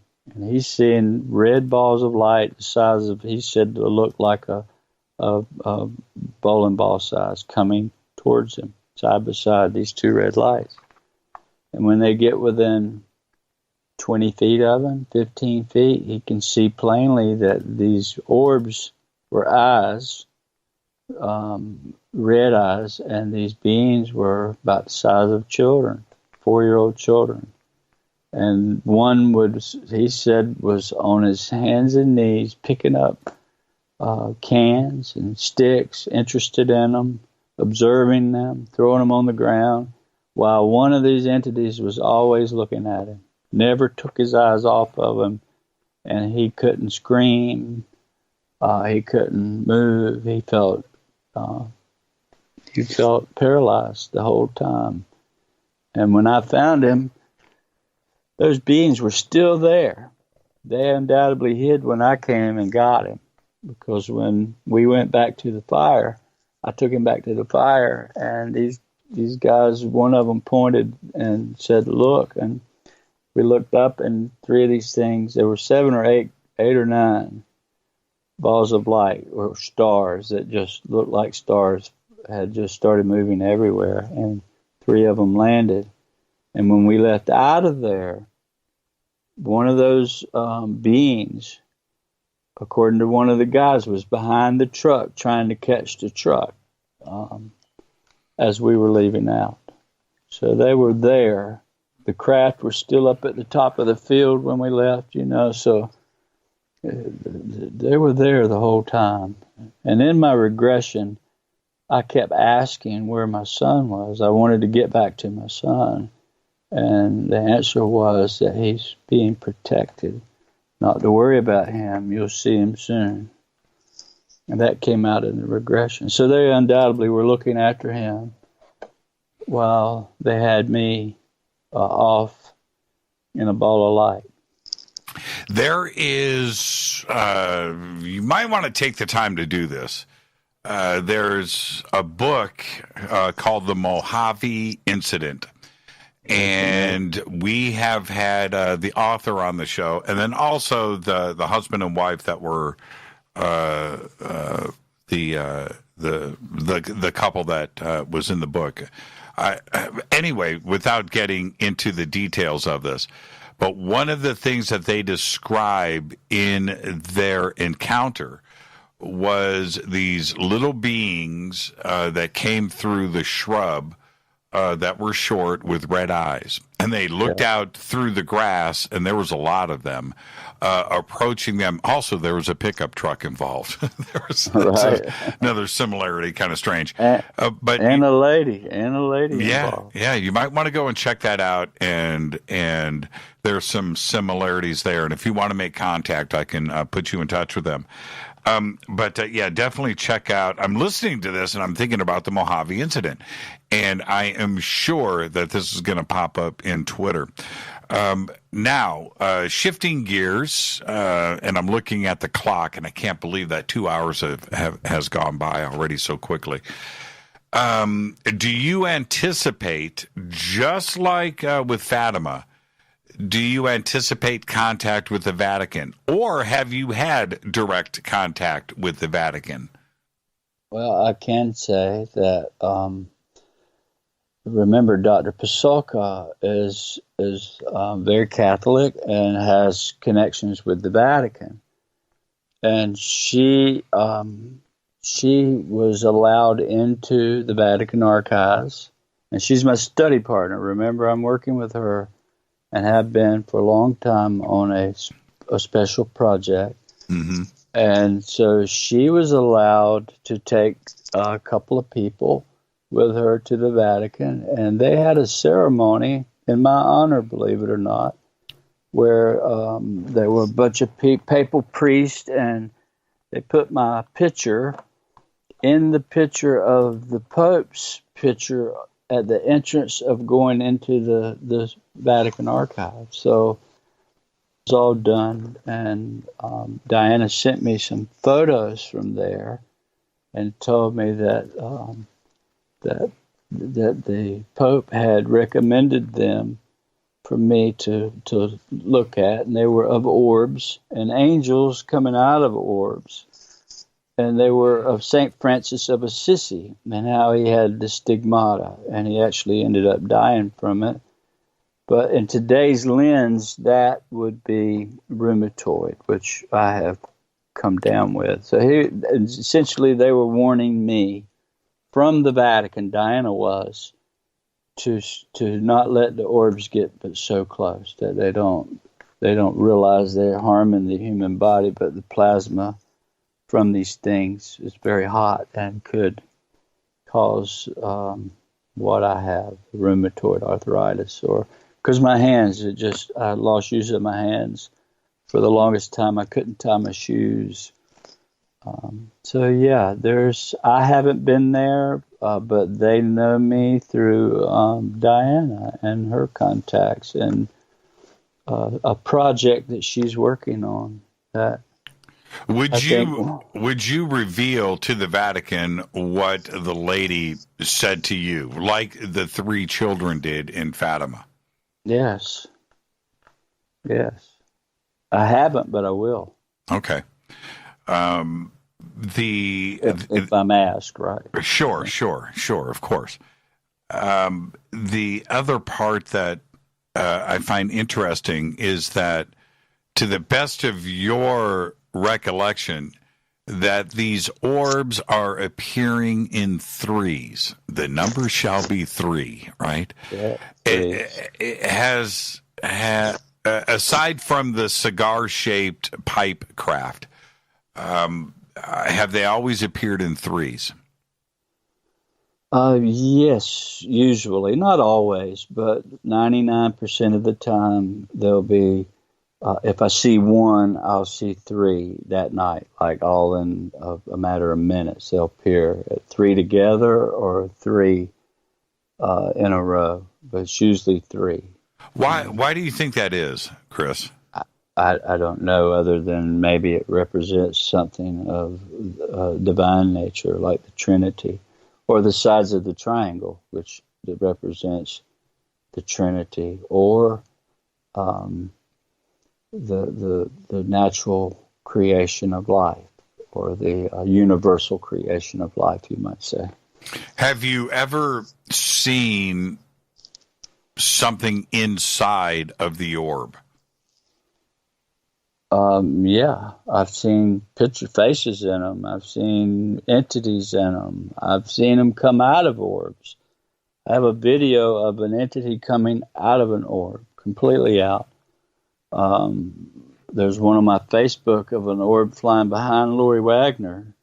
She's standing there. Our friend Craig Campabassa, he's a casting director. He saw the orb flash, and he threw his camera up, and this orb flew behind Lori, and their hands reaching out of it towards he and I in the camera. Now, Craig and Lori have never told me about this. Well, they've had it secret. There's a lot of things. She's listening right now, Lori, and we talked earlier today about other stuff. Believe it or not, Chris, we didn't talk about you today. We talked about other stuff. But she's never told me about this. Campabasso, okay, Lori, expect that phone call tomorrow. Just be ready. No, I did not know about this. The reason why I'm wondering, I've had other witnesses and experiencers on the show talk about orbs that seem to have something inside of it controlling it, right? Almost like flying it. Yeah. Is that what you're suggesting here? Well, absolutely. Very interesting. Yeah, they're either they can either machines can come out of these things. I've seen them turn into a craft, from a tiny orb to a big craft, to a Volkswagen size to a house size. They can grow that big that quick, or it can just appear as a ball of light and only be just a blink. It come on in front of you, get big as a beach ball, and go off. And they can do all kinds of things. But I have a video I'll send you of a being coming out of an orb, and it's been looked at by some of the best, and nobody has been able to debunk it. Okay, you've got three videos now that you're sending me. I hope you're taking notes. The number shall be 3. The number shall be 3. Okay, now staying on this, I had, again, I don't want to ask a leading question, but I feel that I need to. I had a caller, a witness on the show, describe a ball. I had two completely different situations about a year apart that were oddly similar. I'm going to leave the one with the police officer off to the side, and he's probably listening right now. I'm going to go to the other one where this witness said he came out of his house, and there was coming up his street, and he described it about 6 to 10 feet round, clear, illuminated sphere going up his street, and in the middle of the sphere was a little alien guy, like sitting in a seat, holding onto controls. And there were sparks coming, and it was like rolling like a bike tire, but it's a ball. And this being was in the inside of it, went up the street, took a turn, went into an empty lot where they were building a house. The neighbors and him ran down the street and looked, and this sphere rolled into a craft. There was a craft waiting for this other sphere. Now, when I describe something like that to you, is this similar to what you have been seeing in North Carolina? Pretty much, yeah. I've never seen one roll down the street and roll into another one, but I've seen many orbs that appear.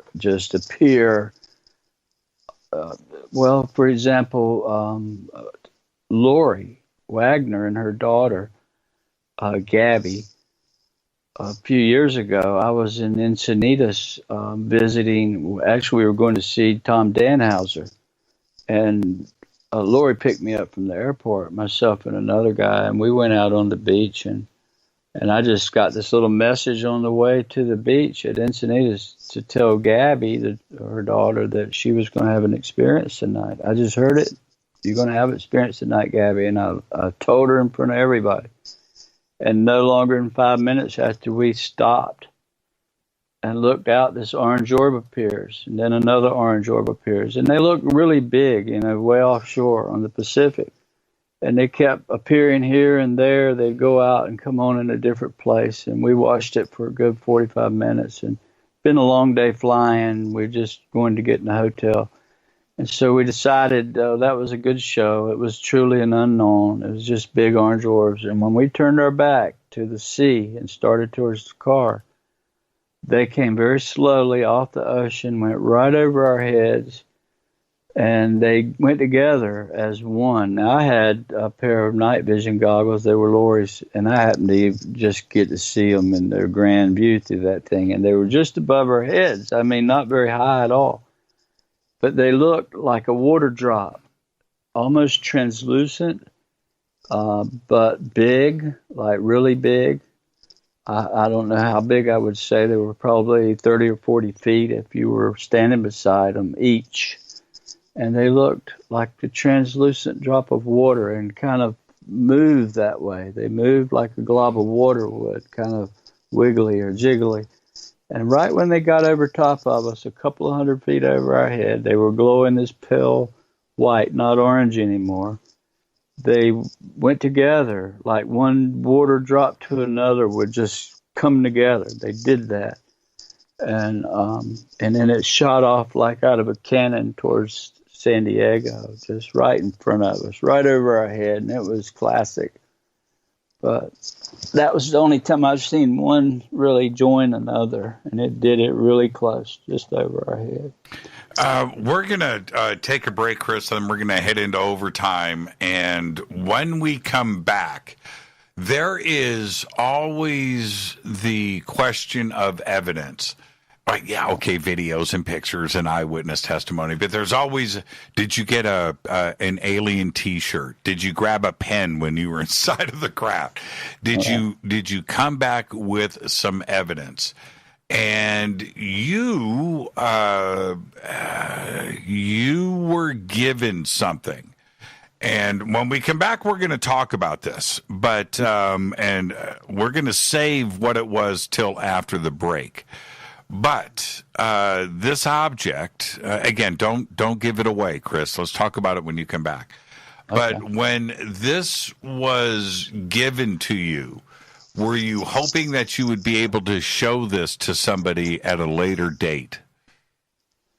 I actually didn't remember it for the first night after having such an experience that followed, right? Right. That blew my mind so that I didn't check where I put the thing that night. Okay, let's stop right there. Let's just stop because this is absolutely amazing.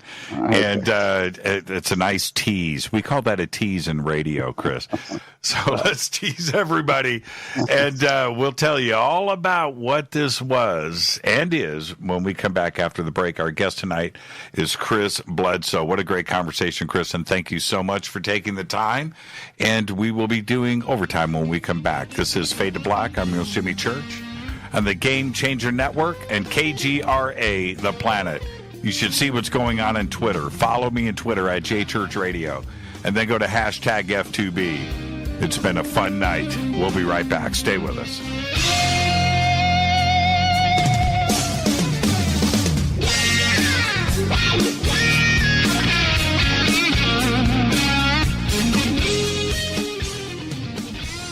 What a great conversation tonight. I know all of you have been enjoying this. Our guest tonight is Chris Bledsoe. Tomorrow night, Bob McGuire is here. Wednesday night, Dr. Diana Pasolka. You guys have been waiting for this. It's going to go down on Wednesday night, and then Thursday night is Fader Night with open lines all night long. Our guest tonight, of course, is Chris Bledsoe. It's a continuation of our conversation from last week. And not only did we leave a lot on the table last week, but I had so many questions that I needed to get out, and I just thought about things all week. And one of the things that I don't do here, Chris, is I don't have a list of questions. I don't do that. It's just you and I having a conversation. But there was things that when we got done last week, I was like, oh, duh.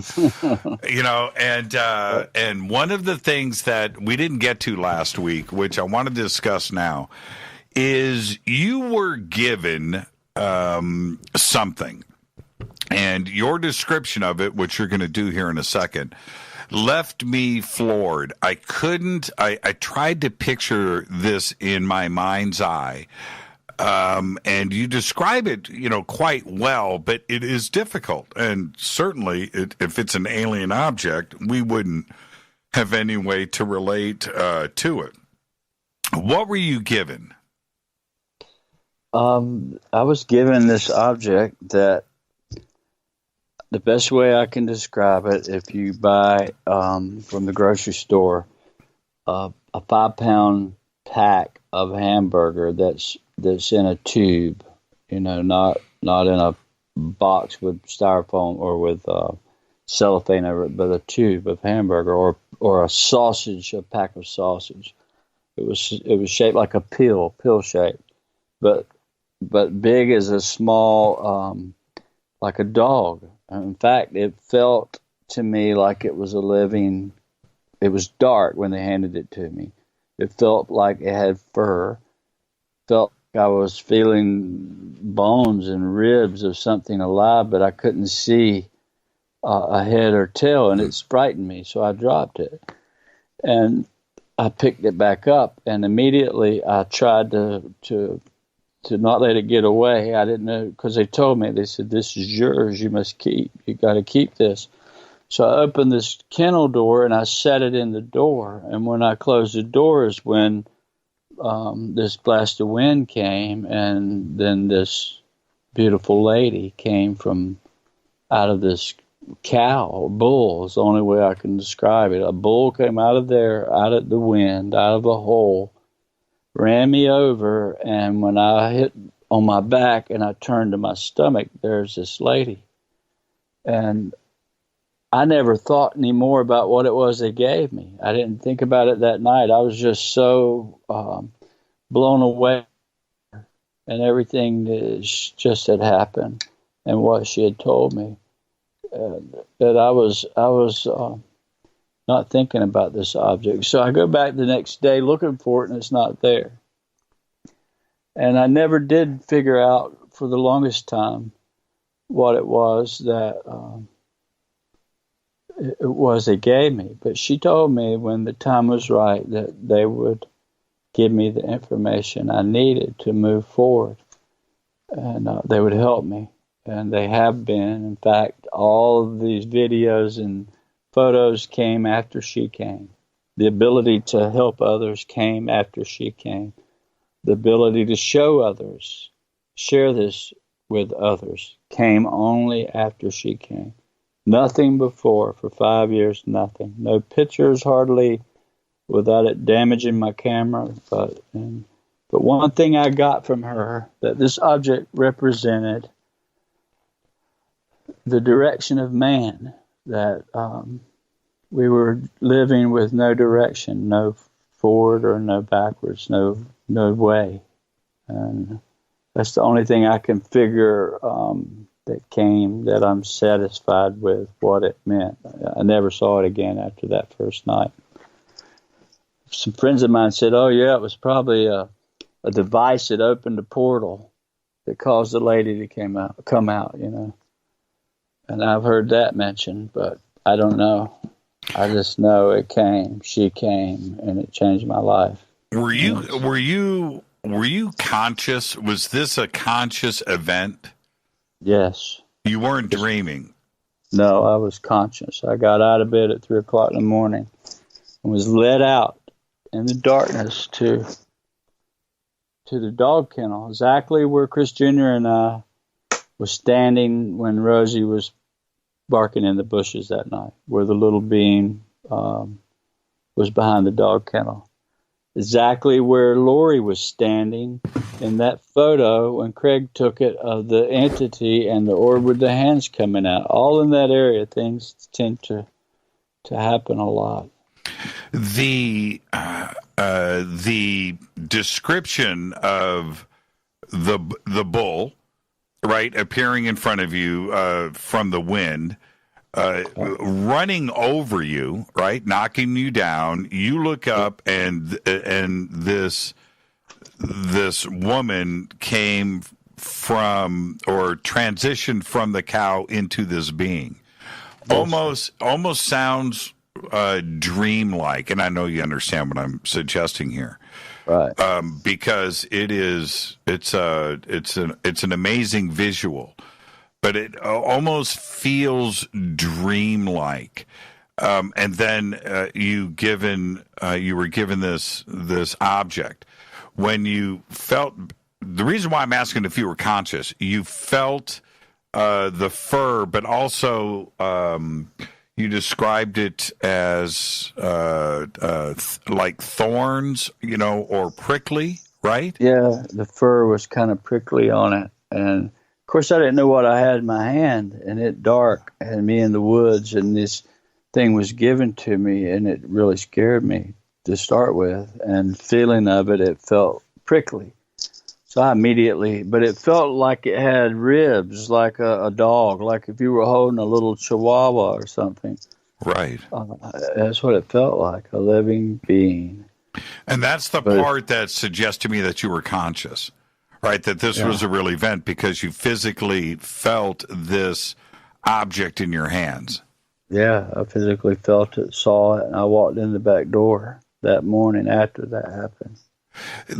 I have a couple of questions here in Twitter that I want to get to before we end tonight, and one of them is this. I can't read the name from Zorfex. I don't know. Is there anything that seems to make the activity more intense or more often? Yes, it always does. I find that talking about it, let's say if you come here and we wanted to see something, I can't guarantee anybody will see anything. But usually if we're all of the same mind, we're all open and not criticizing or not, skeptic. Because if you are, you won't see anything. It just don't work that way. But if we all get of the same like and the same mind and we start talking about it and get excited, it tends to get excited too.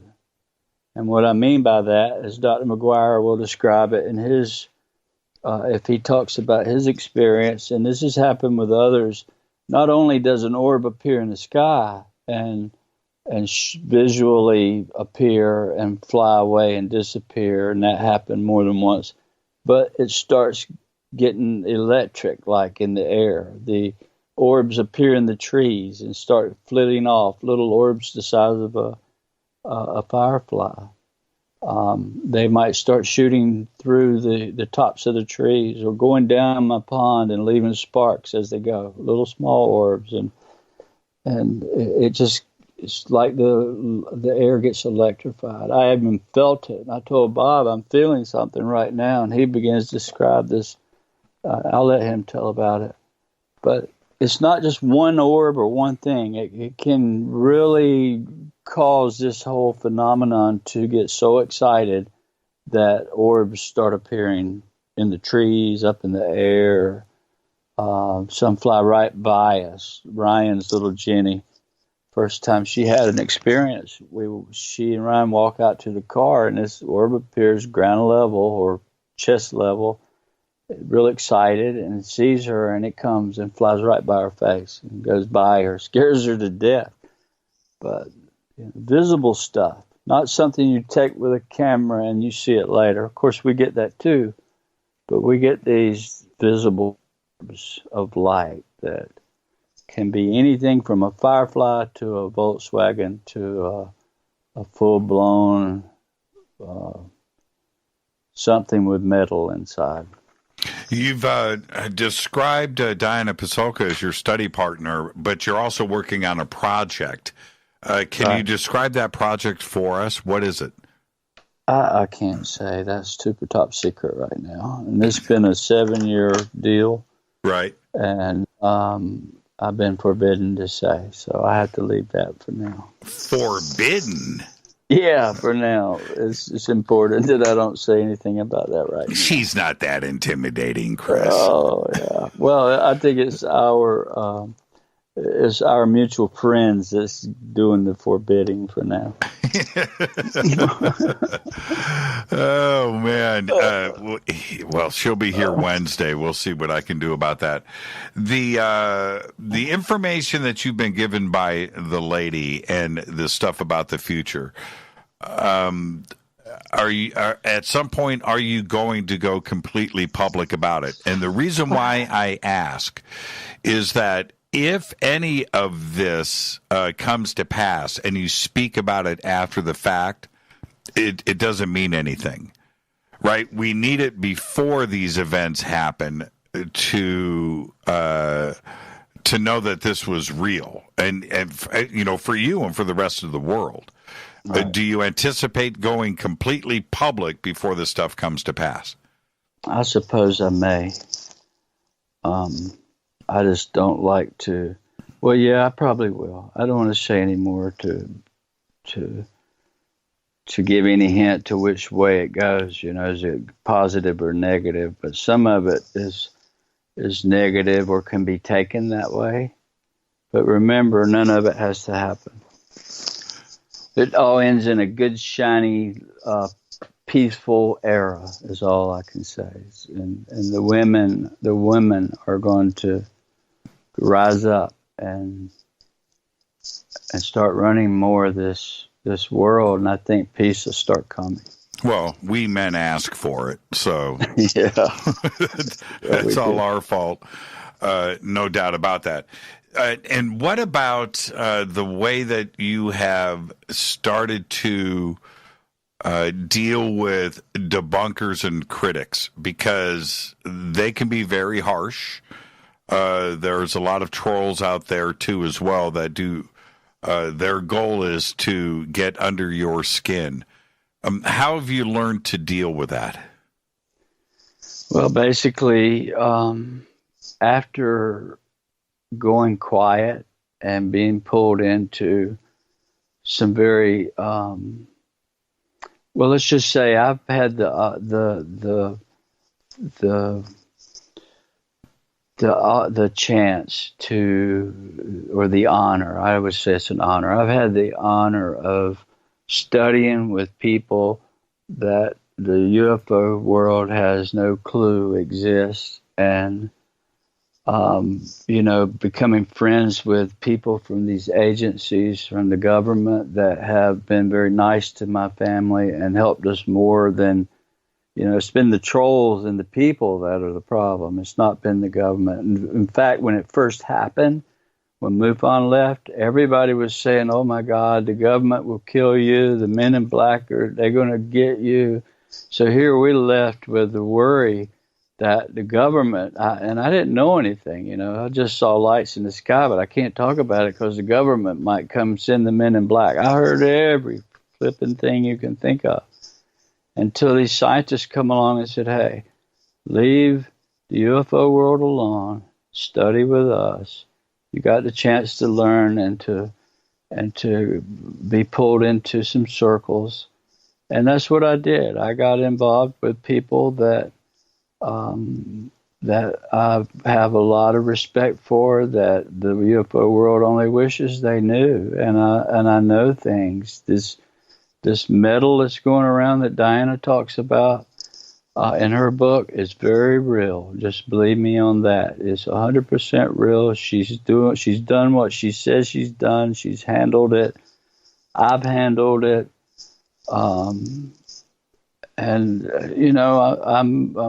I know the truth, and I've been with people that know it's real. Let's just say that. I can't say a whole lot more, but having that knowledge, I have no time for those people. They're just being ignorant. And in fact, a NASA friend of mine told me a long time ago, he said, Chris, some people don't have the mental capacity after all the years of brainwashing us all into saying, laughing at you. But if you said, I saw a ghost, well, it used to be everybody would laugh at you, right? Mm-hmm. Or I saw a UFO, you got laughed at. Now they're not laughing so much. But there are a few people still out there that think they're smart and have their agendas, but they're just uninformed. They are totally uninformed. I can tell you, way uninformed. I want to go back to the craft really quick. We have never discussed this. During your regression and your recall of being on this craft, you were assuming that you were on the craft. I've got a list of questions really quick. Did it feel like it was moving? No, only from looking through the walls. The walls would at times be clear, and you could see through them like they wasn't even there.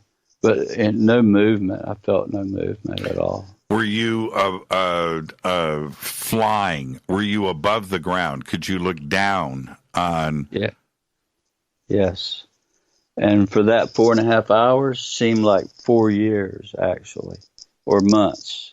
Time there was a lot different than here. And, what I saw, they took me up high and I could see things. The whole thing, basically, I've told this before, was not nasty or physical or dirty, no anal probes, no doctoring, no scoop marks, no tearing off flesh, nothing like that. It was, they brought me back without Crohn's disease. And the whole time I was gone, I was looking down at earth from above. I saw Egypt, and I saw the pyramids and the Sphinx facing to the east. And this was one thing that was really weird, because they told me, this happened right away. They told me of significance of the Sphinx and the pyramids and this red star Regulus being in the constellation of Leo. They said that Leo and the Sphinx represented, in other words, the body of the Sphinx represented the constellation of Leo. The head actually represented the return of knowledge to the people. And they told me when the red star Regulus lines up on the horizon facing the Sphinx before daylight, when that red star just breaks the top of the ground before sunlight, that's when the shift would change. So this is some of the stuff I got in my first visit. And I told that to some people that ran it through astrology, astrological things, a machine, I guess, and it came out to be an actual date of September 23rd of 2026 when that would happen. So that was my whole experience, looking down from above, flying inside a craft with 3 of these very tall beings that looked very shadowy looking. You said September 23rd. Of 2026. Didn't you also, you were told about the earthquake in Baja, Mexico? Sure did, and it was the same date of that year. It was the same date. I never made the connection till right now. I didn't either until you just said it, but Diana heard that. She was there, and they recorded it that day. I told of an earthquake in Baja, California, a 7.8 magnitude on September the 23rd. And that year that the election would be disrupted because of a weather phenomenon. And sure enough, Hurricane Sandy flooded New York during the election time in November, remember? Same year. Now, the mention of the Baja earthquake being on September 23rd, and I am going to defer to my experts here out here on Fade to Black, the Fadernauts. Let's check out 2026, September 23rd, 2026, and see where Regulus is on that date. That's going to be very interesting. Going back to this, though, you made this mention live in public, which was videotaped, in May. And then May, June, July, August, September, 5 months later, 4 months later, this 7.8 earthquake that you mentioned in May actually happened on that day, didn't it? It sure did. Where is this video? Can we watch it? Is it out there online? What was the name of the event? It was MUFON, North Carolina, and it was in Asheville, May of 2012, I think. May of 2012, Asheville. Yeah. Okay. Asheville, North Carolina. I hadn't done a speech since, the show until then. And I wouldn't have done it then hadn't the lady come. But she said, tell your story. You know why I'm here. You got to tell your story. Tell what you know. And I'll help you. And sure enough, 2 weeks later, I was in Nashville, and there is Dr. Pasulka. And I keep saying that because it's ended up with she and I studying together and may end up doing a pretty big project together. And it's all about this, all about telling the truth. What are going to be the effects of the religious side of this? And I mean it like this, because in the past, the warning signs were always laid out. If the UFO phenomenon and these questions are revealed, then the world collapses, religions collapse, Wall Street collapsed today, so we can take that one off the list, right? But that the Vatican and religions around the world will not be able to handle this, and those followers of those religions are going to go nuts. If everything that we are suggesting here over the last week, Chris, does play itself out, what will happen? I mean, how is the Vatican, how is Islam, right? How is everything, even India and Hinduism, how are they going to be able to handle this? Well, I think they'll do like I did for the first while. It totally blew my faith of what I was taught clean out the window. It took me 5 years, until the lady came, to know, because I questioned myself, are they angels or are they demons like everybody's telling me? Well, I was praying to God. I didn't know demons come when you prayed, so I ruled that out. I was healed from Crohn's, so everything kept tipping in what I was thinking in my heart, who they were, what I thought they were. And then when the lady came, I knew it was time to share the story. Now, I still can't tell you as Archangel Gabriel from this place. I can't tell you that. I can just tell you that it's all in the Bible. They perceived it as angels. It acts that way when it interacts with me. It acts in that manner, and I've seen miracles happen with people. Seen people made better by them, and recently as well. I mean, very recently, and so I think that the church will come around, and it'll be time to get off our know-it-all. The church seems to think they know everything, but they don't. We all tend to think we know it all, but we don't. It's time we all put together and learn. And I think the answers will come. But it's the apocalypse. That word is not the end of the world. That word means in in Greek word means to reveal the truth or to tell a secret. So I think the secret's being told. It's here now. I'm going to leave you on this last question. Was Jesus an alien? Well, I wouldn't say he's an alien. I don't like that word. Alien is a bad word. Was he an extraterrestrial? That would be a good thought. He was somebody that came here that left a big mark on society and told us how we should live. You know, he said something that always got to me, and he said, if you had the faith of a mustard seed, you could make a mountain move. So what did he just say? Right. Is that we're in an illusion? We must be.